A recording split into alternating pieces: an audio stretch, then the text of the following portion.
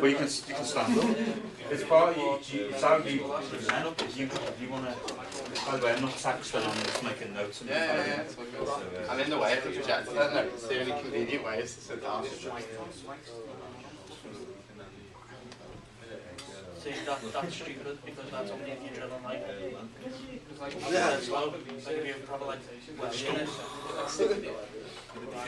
That's what that's what you've got an amazing boss out here. my dad, he's going to be well better. Sorry, we're looking at how to store spaghetti. Alright. Sorry, you forgive me. At least we're giving you a good reason. Okay, just get you to, we'll just have a look at this. This is how do I build a modular analog synthesizer. And Kris is going to have a look at. Okay, like basically the whole point of this project was for me to understand more about how analog module synthesizers worked and to find out some information on how I could actually construct my own unit, like just a very basic unit. I chose it because I'm really interested in sound design. I'd like to learn more about how the sound is generated and yeah, to gather the information so that I could eventually build my own unit. So there's a bit of history just about where synthesizers sort of originally came from. Robert Moog along with Buckler are both credited to have created the first commercially available modular analog synthesizer. Moog was really obsessed with electronic instruments after he built his first theremin when he was only 14, and he felt that he had a real affinity for the instruments and built his first synthesizer in 1963 to 64.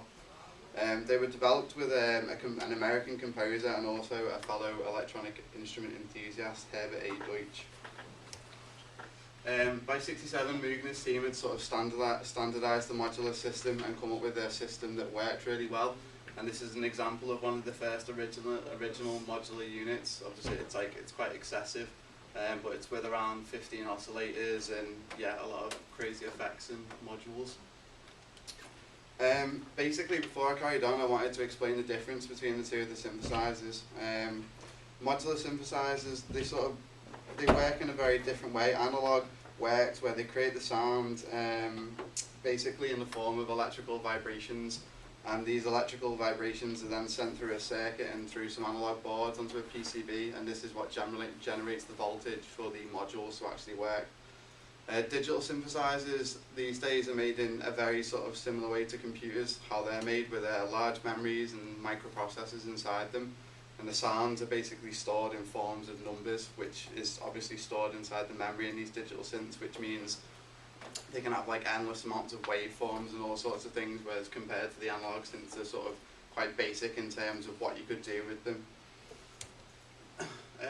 But why would you choose a modular? Because obviously, you know, they're quite expensive. It's a complicated thing to try and build a modular synth, so why would you choose one? I just felt that like the physical interaction with the sound and actually being able to patch things is a really good thing because it'll teach people how sound works and how it's routed through synthesizers.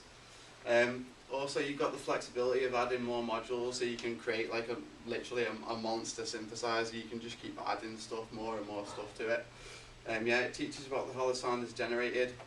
It can also be designed specific to your needs as how you want to use it. So depending on what you want to use the synthesizer for, you can design it exactly to that.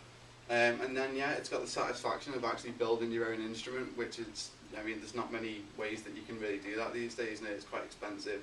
And obviously the analog sound as well, which, you know, you can't beat. It's a really nice sound. I just linked this to my presentation because I thought I'd show basically how a basic modular analog synths work, and this is the sort of circuitry of how it works. So this is like the PCB, if you like, which is the circuit board. So obviously you can see where the original sort of control voltage or gate message comes from and goes through the different envelopes, and then also these are the oscillators here that are the sound sources that pass through the filters and then through the amplifier out to whatever the output is.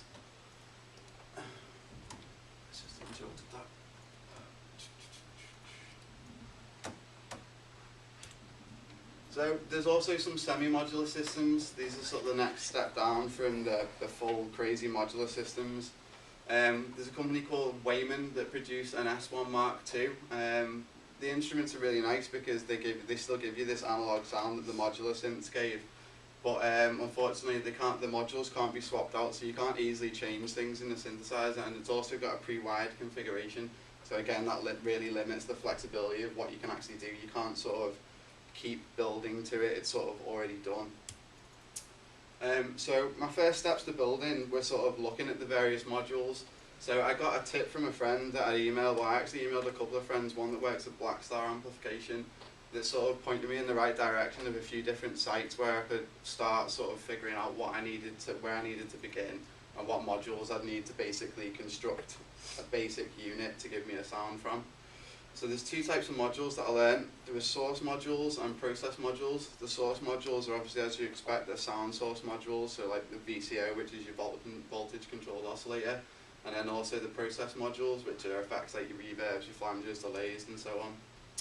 So a voltage controlled oscillator is basically it's the most basic module in the whole setup, and this obviously creates the waveform, which is the initial sound source out of the whole thing.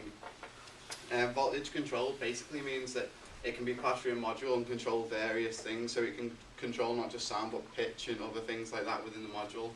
And again, the same with the VCF, which is a voltage controlled filter. This is again a filter that's just controlled through the voltages, where you can control cutoff and resonance and things like that. And these two are definitely necessary parts of a basic module, especially the filter, so that you can subtract certain frequencies to get other sounds. The VCA, again, is a voltage controlled module. It's the amplifier to allow you to actually amplify the sound, and it works in conjunction with the envelopes, so that you can sort of work those two together. And then the LFOs, as I'm sure you all know what an LFO is. So there's just a picture of one of the VCOs on the side there, so it's just a basic VCO unit. And obviously the envelope generators as well, they're another key part of the synth, and they send out the voltage control curves that can also control any other voltage module in the whole setup. And then the power supply, this is quite a particular one because you have to be really specific with the power supply depending on what modules you're using, because obviously you could either end up not being able to power your whole thing or blowing the whole thing up depending on what you're doing. So you've got to be really careful on what you pick and make sure that you look at the specifications of the manufacturers, like the different formats. So it's something that I'll talk about. So these are the manufacturers that I've found through my research. There's quite a few. They all sort of vary in price range and stuff. Some are very much more towards the high end of the market that offer very like bespoke module units that are based on older equipment. And then some are very sort of standard, sort of Behringer kind of level, if you like, in comparison to the DJ world of those kind of prices. Because of the amount of choice, I sort of felt it sensible to limit myself to just a few manufacturers, otherwise I would have got completely saturated with just all sorts of prices and choices and stuff. So I picked three that I felt were sort of applicable to what I needed. So Doepfer, which was a German-based electronics company that build a large range of modules. Weyman, which are Swedish manufacturers, and as I mentioned before, they're quite towards the higher end of the market. And Analog Systems, which are a British company, they offer a massive selection of modules, and you can even go and test them as well. When you buy the sort of kit, you can go down there and test it in their shop. So from my research, I did learn that I've read a few things online on forums and stuff, and in one article particularly that sort of mentioned to me that it was quite important that I tried to stick to buying my stuff from one manufacturer because there was all sorts of compatibility issues. So I researched the companies individually and then the modules and the prices to give me a good basis of comparison. Analog Systems, they offered a lot of modules, but the modules were quite expensive. I mean, a single VCO cost £142 just for an oscillator, and also it was a nightmare trying to find anywhere where I could actually buy the equipment from. Weyman, they were really expensive, and the units, so like that's one of their standard 2 VCO units, and that was like £300 just for that. So I ended up looking at Doepfer and realising that they were the most reasonably priced. I mean, a standard VCO was £95 from them, which is still quite expensive, but it was definitely the cheapest out of what I could find, and also they could supply me with sort of everything I needed, which is what I was going for, finding one manufacturer to give me everything that I wanted. Yeah, I thought it was important to take the time, because then I stumbled upon this thing called formats, where it was like all analog synths are all built within different formats, and there's some small and large formats, and they all have different parameters that manufacturers set for them. So the mechanical ones are normally the height of the module and the width of the horizontal unit, and they measure this in something called HP, which is horizontal pitch. So 1 HP equals 5 millimeters. So for measuring my case, obviously I needed to see how wide all my units would be so that I could actually build the case to fit them properly. The electrical parameters are the power supply voltage required, the type of connector I needed for the power supply, the voltage level, and the type of patch cords that I was going to need to be able to patch the modules up. The most common types of patch cord that they use for connection: a 1/4 inch jack, 3.5mm phone jack, and the banana jack, which is something that I'd never heard of.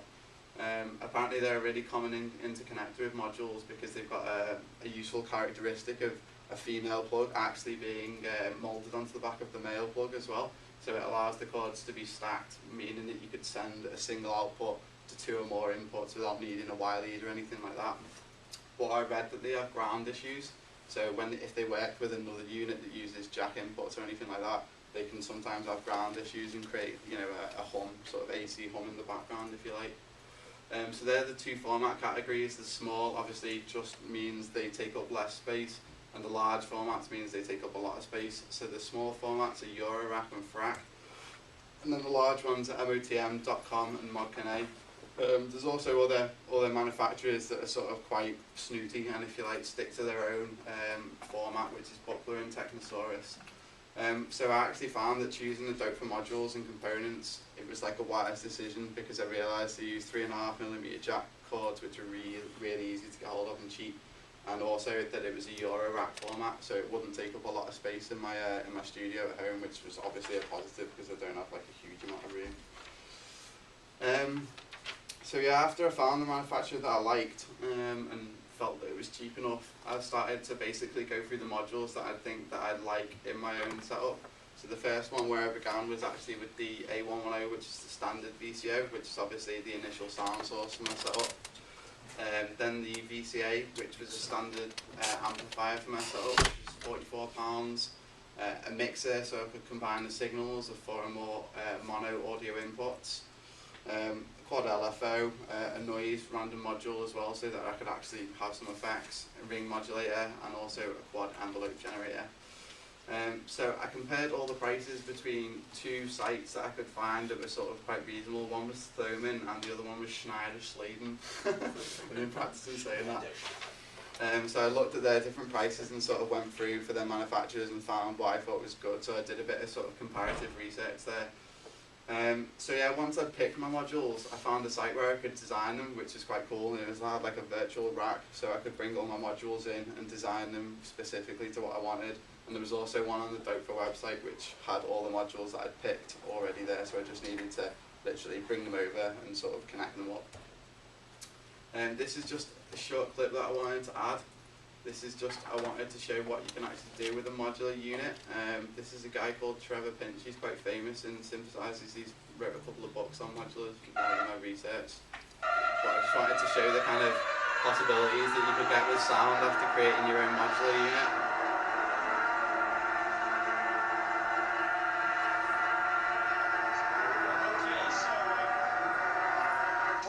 I'll show how the patching works. I'll build something up and show you what the modules are, John.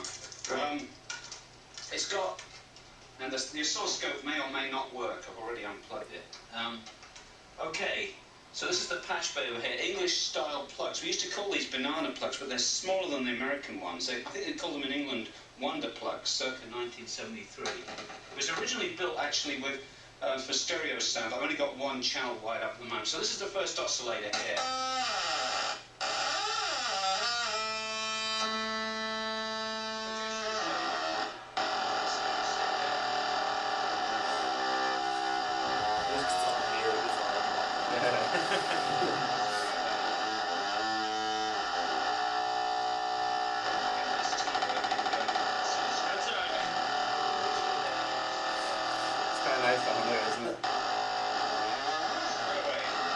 Yeah, so basically I just wanted to show you something really quickly, just of how you know, sort of cool the sound that you could get out of them and how nice it sounded. For some reason this hasn't shown up properly, but it's in my research folder anyway. That is basically meant to be a screenshot of the modular that I designed.